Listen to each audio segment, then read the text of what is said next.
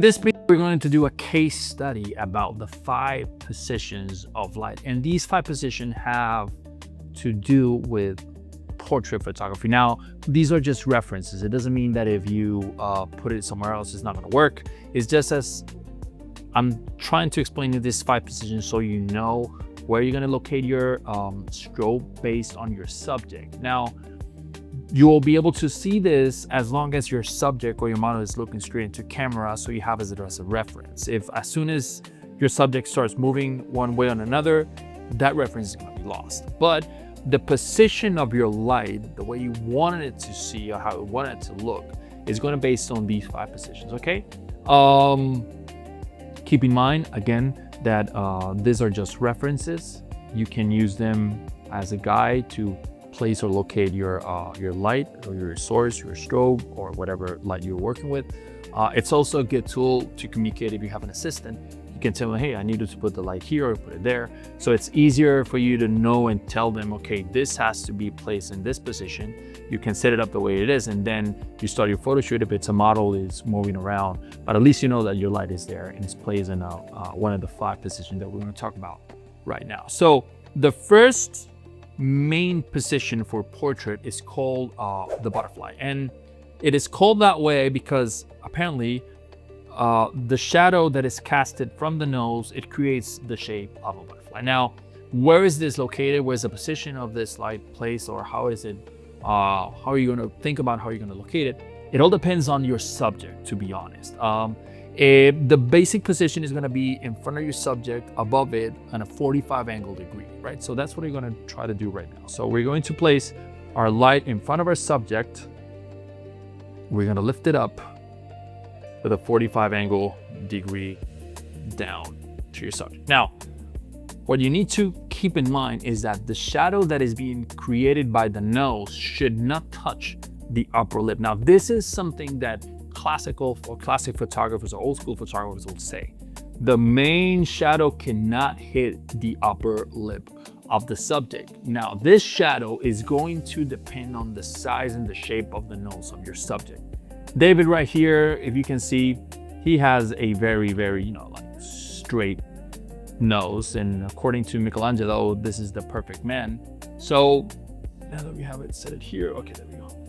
So this shape and this nose will give us this shadow. Now, if it's a longer nose, if it's a shorter nose, if it's a wider nose, the shape is going to change, and the height also has to change. So keep in mind that based on that, that's how you really have to manage your shadow in your subject. Depends on the shadow, and most of the positions are going to be placed and determined based on the position of that shadow. That shadow is going to give you the actual location of your light instead of just an angle of, say, okay, you got to put it at a 45 angle degree or a 90 angle degree. You're going to follow the shadow, and that way it's going to be easier for you to be able to locate it in one of the 5 different positions. So this is the basic one, which is the butterfly. I'm going to grab my camera, I'm going to measure and take a picture so you can really see it up close how it looks.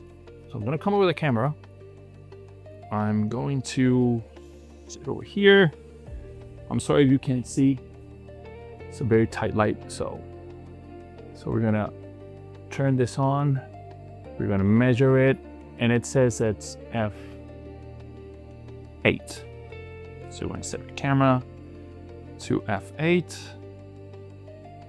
and we're going to take our first basic position portrait of David, and there you go. So this is how the butterfly looks on David. The next position is going to be called an open loop. And I'm going to be moving this around so you can see it, actually see it. Okay. So this is the open loop. And this is probably one of the most common setups in portrait. It's normally placed at a 45 angle degree from your subject, and you can see, where is it? There you go. That's a better way to place the light. Okay, there you go. So your 45 angle degree. It's a little bit tricky. I think it's too high. Let me lower this a little bit more. Okay, let's lower it down. And there we go. Okay, 45 angle degree. So this shadow, you see this little circle over here in the nose? This shadow cannot cross to the cheek side. So this is what's called an open loop, because this loop over here is open. So this little shadow does not go across and leaves all of this open for the picture to be taken. So we're gonna measure it again. Let's see if we've gained anything. We've gained 1/3 of a stop because of a distance. It's gonna be f9. And we're gonna take a picture of David. Okay. And there we go. Open loop. Now the next one is called a closed loop, because this one actually will cross the shadow across the face. And you can see that the shadow has gone across the other side of the face. It closes the loop over here and leaves this loop over here. Now, here is the tricky part. Most of people will say that this is Rembrandt lighting. And Rembrandt lighting, it is similar. Most people will say, or there's people that will say that this is a poorly done Rembrandt or a bad Rembrandt. Rembrandt actually, the Rembrandt lighting, if you really analyze his paints, the Rembrandt lighting will cast a shadow that comes from the eyebrow and will cover the eye, leaving only a triangle of light in the cheek. It doesn't go to the eye, it's only on the cheek. On the closed loop, you can still see light on the eye, but with the Rembrandt, you can't. So I'm gonna take a picture of this, and then I'm gonna take the picture of the Rembrandt. You can really see how dramatic the difference is. So I'm gonna test it. F11 now. So I'm gonna close 2/3 of a stop. I'll take a picture of David. And what I love about these type of setups is that the more we get closer to around the edge, the more dramatic it turns. Okay, so now that is how the closed loop looks. Now I'm going to try to get the Rembrandt. And this is a little bit of a mix between height and position. So that is actually the Rembrandt. There we go. So now you can really see how there's only this triangle of light over here. You see it here? And that's because of the size of the height. So a poorly Rembrandt will create light in the eye. A well-done Rembrandt will create a shadow, light only on the cheek, but not in the eye. We can also try to rotate this a little bit more to make it more tight. So we're going to test this up. And it says F8. So we're gonna go to F8. And I'm going to take the picture. And voila. Here we go. There we go. Our Rembrandt. Now, another thing that we need to take or keep in mind is that Rembrandt used to make his paints in his studio, and that he will use natural light. And because of how the fall of light, and this applies inverse square law, for what I've seen and for what I analyzed, you can see that the part on the shadow side of the face is not that hard, it's not that deep. So there's probably a ratio involved in there. And my guess is that probably the light that was coming from the window that he normally used was hitting against the wall and bouncing back. So that will create a fill light on the other side. So that's why it's not deeply rendered on his pictures. And we can try to do it right now. I don't know if we have, let me see if I can use, I'm gonna use just, this is what I'm gonna do. I'm going to use my softbox to create a fill light, okay?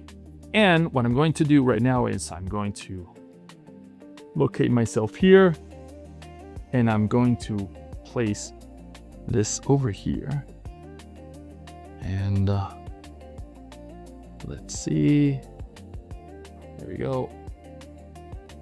There we go.